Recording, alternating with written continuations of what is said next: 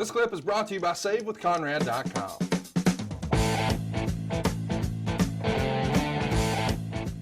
You know, we circled over Batista on SmackDown, and I know he's not technically on this show, but he's a part of the company. So let's touch on it here. This is a story in The Observer.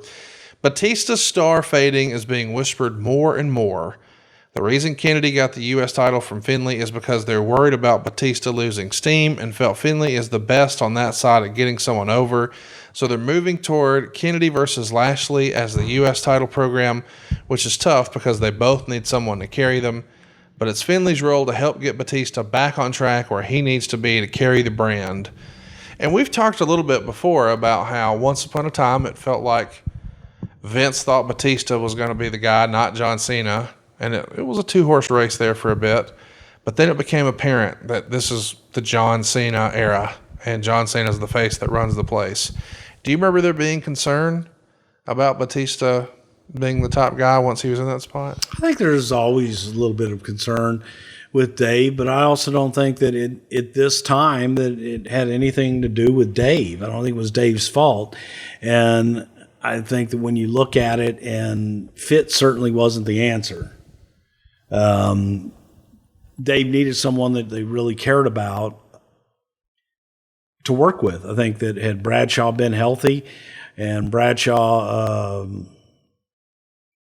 was the guy, man. You know, I think John did a great job with Batista and really helped make him, but you can't work with him all the time. There's a philosophy change in the wellness program, at least according to The Observer, so don't get hot. But here we go.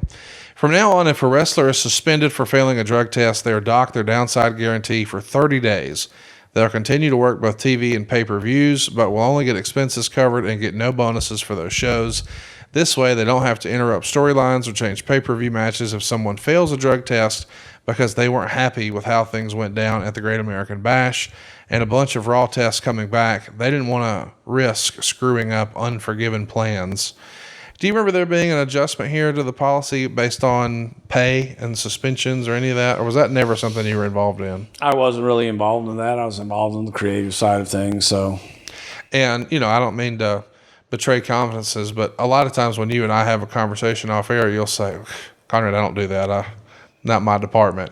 And it's always been your approach, I believe, where you've said something like, hey, tell me who we got.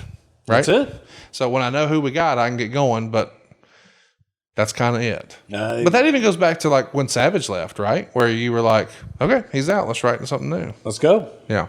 I don't need to know the particulars. I don't need to know all the details. It's just, what have we got to work with? And all right, I'm going to scratch that name off the sheet and let's go. Yeah. Hey, it's Conrad Thompson. Thanks for checking out the podcast here on YouTube. Be sure to hit the subscribe button and the notifications bell so you get a notice anytime we upload some new content. And go save yourself some money right now. If you're in a 30-year loan or you have credit card debt, it's not a matter of if I can save you money. It's a matter of how much. Find out right now for free at SaveWithConrad.com.